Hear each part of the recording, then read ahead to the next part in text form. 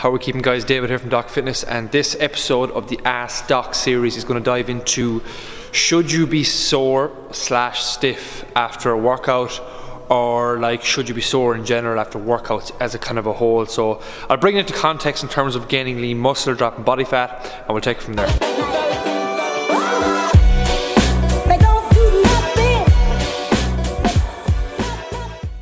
So firstly, just a super quick primer on where muscle soreness kind of comes from. The fancy word for it is delayed onset muscle soreness, which in short you might have heard of before, called DOMS.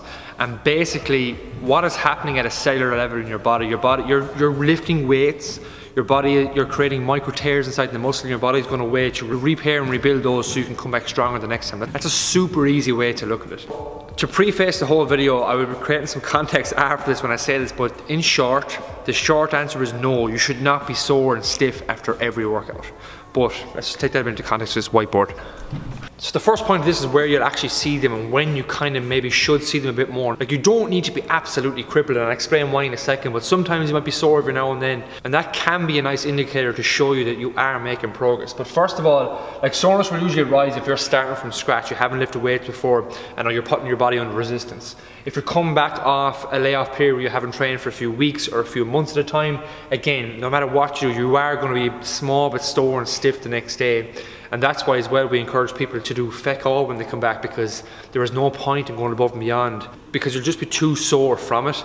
And I'll talk about that in a second. And as well, you might be sore when you introduce new movements. So again, it's another reason not to go changing tons of different exercises at a time either, because you don't really know what's working because you're changing so much. But again, the response from that then, the fancy word for it is the muscle protein synthesis response, okay? Let's just say the response from it all. What people, where's my marker? Well, people think soreness equates to is muscle growth, right? Muscle tone, muscle growth, whatever way you want to view it. But in fact, when you create DOMs after these points above, or absolutely hammer yourself into the ground with like super high volume at the start of a training block, the response is going towards repairing the damaged muscle rather than growth. It's the first reason why you don't need to be sore technically after every workout, because it's not going to where you think it's going. It's going towards repair and recovery for the following workouts and getting you back as normal as quick as it can. When there's a lot of muscle damage as well, your strength is actually impacted by 20% for the subsequent 2 to 3 days thereafter. And if you're trying to get stronger and build more muscle over time, you don't want to have impaired strength the days after that as well. So the second point then we can look at is the repeated bout effect, right? Now what that basically means is that future muscle damage, or soreness if you like, is kind of protected from the work you do when you perform similar movements and similar tasks, okay? So even let's just pretend you start at fucking a job laying blocks and you're absolutely crippled for the first week when you come home. But then funny enough, the weeks after that you're not sore anymore because your body is used to that movement. And if you're doing the same amount of volume, you're not giving your body a reason to overload, so it's not going to be sore. That's the kind of the same thing that's happening here. It's also another reason why it's keeping set program structures for 4 to 6 weeks at a time is a no-brainer for progression, because remember, the fundamental thing with training is it's overload over time. The art of doing more volume over time, they're constantly increasing over time. If you were changing exercises every single week, you're just going to be sore one week, sore the other week, and not really seeing where you can progress with that. So with this, right, let's just say if you're training for 1 week, 2 weeks, 3 weeks, 4 weeks, start at week 1 at a set volume, and let's just say you do 2 sets of everything. Week 2 you do 3 again, and maybe you increase the weight, and then when you get to here you might do 4 to 5 sets. Let's just say this is towards building muscle, whatever it is, per muscle group, right?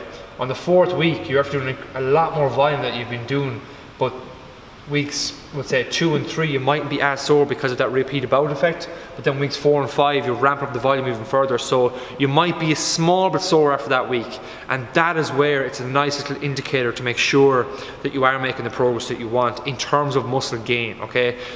You might be training for months on end and not feel that much soreness and stiffness at all. It doesn't mean you're not progressing, so just remember that. So what you're looking for on a week by week basis with your training is a nice small, slight, gradual increase in volume and intensity over time. So like how much work you do and the weight you use as well.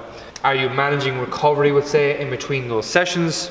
Are you recovered enough for the following week, the following session? Are you enjoying your gym sessions, that kind of stuff? So again, you shouldn't be crippled after every session. Any fool can make someone sore by giving them a load of volume that has no context behind it, or else sets upon reps of an exercise, but again, no bigger picture thinking behind it. So you shouldn't be chasing soreness if your main goal is to gain some muscle and drop some body fat. Every now and then it's a nice indicator, as I said, those weeks where you kind of overreach and you ramp up the volume a bit, but again, you're building up to that volume. It's all planned and it's kind of strategic before pulling back then the week after. And that kind of sums all that up really. Like, it's a gradual increase in volume over time. You're managing recovery in between sessions. Like, your sessions might start at 2 to 3 sets, like on a session basis. So like when you break it up across the week, there might be 10 sets a week per muscle group, and you might ramp that up anywhere from 16 to 20 sets per week per muscle group as time goes on. That's kind of what I mean by the gradual increase in volume. But again, if you're somebody who tracks your workouts by how many sets or how many reps you do, how much weight you use, if you time things, if you do circuits, whatever your training is, again, just make sure you have that form of progression over time and that it's a nice gradual increase. So that's a long-winded way of saying no, you shouldn't really be chasing soreness after every workout, but every now and then it might be a nice little indicator to show you that you're overloading it enough to produce the results that you want. And as well, when you introduce like new training blocks, new movements, there might be a bit of soreness there as well. It's all good and part of the process, but again, you shouldn't be going out trying to purposely get yourself sore or crippled or thinking by beating yourself into the ground every week that you're going to make the progress you want. You probably won't. You're going to end up resenting training, and that's not what training is about. It's about enjoying over time. And I better stop talking before this video goes any longer. So if you have any more questions, guys, in terms of training, nutrition stuff, pop them below this video or send me a private message on Instagram or Facebook if you like. And if you haven't already, subscribe to the YouTube channel, because that's where you'll see firsthand all these videos when they go live. And we'll chat to you soon. Bye bye.